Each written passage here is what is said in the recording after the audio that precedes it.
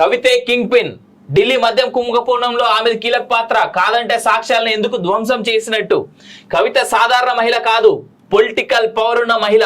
సాక్షులను బెదిరించారు, బెయిల్ ఇవ్వద్దు ఈడీ వాదనలు. పాత ఫోన్లను పని వాళ్ళకి ఇచ్చారు, అప్పుడు డేటా తొలగింపు సాధారణమే.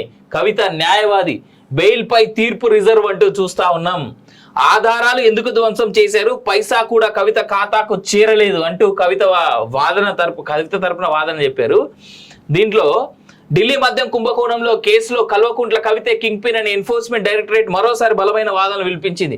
ఢిల్లీ మద్యం పాలసీలో ఆమె కీలక పాత్ర అని కోర్టు వివరించింది. కవిత పాత్ర లేకపోతే ఆమె సాక్ష్యాలను ఎందుకు ధ్వంసం చేశారని ప్రశ్నించింది. దర్యాప్తు సంస్థలు తనను అక్రమంగా అరెస్ట్ చేశాయని, తనకు బెయిల్ ఇవ్వాలని కోరుతూ కవిత దాఖలు చేసిన పిటిషన్ ను రౌజ్ అవెన్యూ కోర్టులో తిరస్కరించడంపై ఆమె ఢిల్లీ హైకోర్టులో సవాల్ చేశారు. ఈ పిటిషన్ పై మంగళవారం ఢిల్లీ హైకోర్టులో న్యాయమూర్తి జస్టిస్ స్వర్ణకాంత శర్మ ధర్మాసనం విచారించింది. కవిత తరఫున వాదనలు సోమవారంతో ముగియగా మంగళవారం దర్యాప్తు సంస్థల వాదనలు కొనసాగాయి. ఈడీ తరఫున సీనియర్ న్యాయవాది జోహెబ్ హుసేన్ వాదనలు వినిపిస్తూ ఢిల్లీ మద్యం కుంభకోణంలో కవిత కీలకంగా వ్యవహరించారని, ఇందుకు సంబంధించి బలమైన సాక్ష్యాలున్నాయని తెలిపారు. కవితను విచారణకు హాజరు కావాలని నోటీసులు ఇచ్చిన మరుసటి రోజే ఆమె ఫోన్లను ఫార్మాట్ చేశారని పేర్కొన్నారు. 2023 మార్చి 7న అరుణ్ పిల్లైని అరెస్ట్ చేశాం. నవంబర్ 11న కవితకు వ్యతిరేకంగా పిల్లై వాంగ్మూలం ఇచ్చారు. 118 రోజుల తర్వాత కవిత ఒత్తిడితో పిల్లై తన స్టేట్మెంట్ వెనక్కి తీసుకున్నారు. కవిత ప్రాక్సీగా సౌత్ గ్రూప్ కు చెందిన ఎండో స్పిరిట్ పిల్లైకి 33% వాటాలు ఉన్నాయి. పిల్లై ద్వారా కవిత దాదాపు 35 కోట్లు లబ్ధి పొందే ప్రయత్నం చేశారని ఆమె మాజీ ఆడిటర్ బుచ్చిబాబు చెప్పారు. ఈ డబ్బును కవిత కోసం పిల్లై హోల్డ్ లో పెట్టారు. 32 కోట్లు కవిత కోసం, మరో 4.75 కోట్లు ఇండియా హెడ్ సంస్థకు మళ్లించారు. ఇండియా హెడ్ సంస్థ కవితకు హోర్డింగ్ కంపెనీగా ఉంది అని ఈడీ తరపు న్యాయవాది పేర్కొన్నారు. హోర్డింగ్ కంపెనీ అంట, సరిపోయింది. ఇగో మద్యం పాలసీ రూపకల్పన సమయంలో ఆ తర్వాత దాదాపు 2 ఏళ్ల పాటు వినియోగించిన ఫోన్లు సమర్పించాలని గతేడాది మార్చి 11న కవితను కోరామని, కానీ ఆమె మార్చి 21న 9 ఫోన్లను అప్పగించారని తెలిపారు. పైగా వీటిలో కీలక సమాచారం ఉన్న 4 ఫోన్లను కవితకు నోటీసులు ఇచ్చిన తర్వాత ఫార్మాట్ చేశారని కోర్టుకు వివరించారు. మార్చి 14, 15వ తేదీలో ఈ ఫోన్లను ఫార్మాట్ చేసి ఆధారాలను క్లీన్ చేసినట్టు ఫోరెన్సిక్ ల్యాబ్ నివేదిక ఇచ్చిందని తెలిపారు. ఆధారాల ధ్వంసం, నిందితులపై ఒత్తిడి చేసినందుకు గాను సెక్షన్ 439 ప్రకారం కవితకు బెయిల్ మంజూరు చేయకూడదని ఆమెకు చెప్పారు, కోర్టులో చెప్పారు.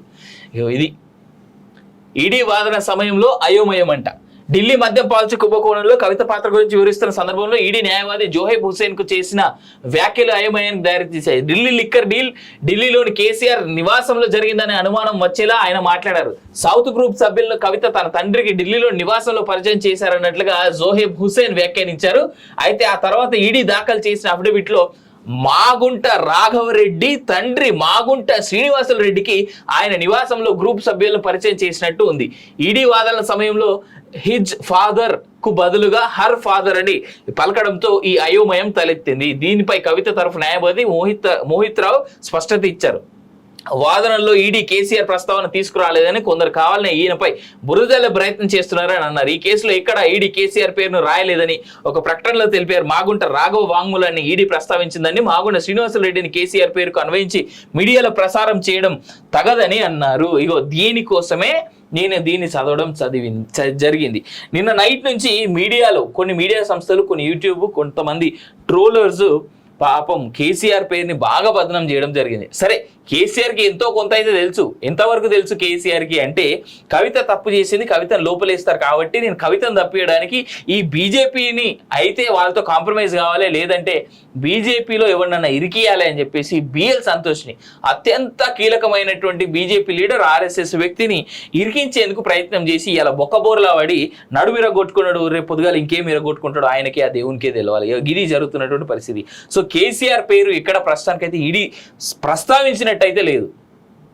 ఈడీ ఎక్కడ ప్రస్తావించలేదు. కవిత కూడా ఎక్కడ చెప్పినట్టు దాఖలాలు అయితే, అంటే అఫీషియల్ రికార్డ్స్ అయితే దొరికినట్టుగా మనకి ఎక్కడ ఎటువంటి సమాచారం లేదు. నిన్న ఈడీ వాదనల్లో కూడా చాలా బలంగా చెప్పడం జరిగింది, కేసీఆర్ కి ప్రస్తుతానికి అయితే దీంట్లో ఇన్వాల్వ్మెంట్ లేదు అని. ఇక రానున్న రోజుల్లో ఎలాంటి ఇన్వాల్వ్మెంట్ బయటపడుతుంది అనేటువంటి వేచి చూడాల్సినటువంటి అంశం.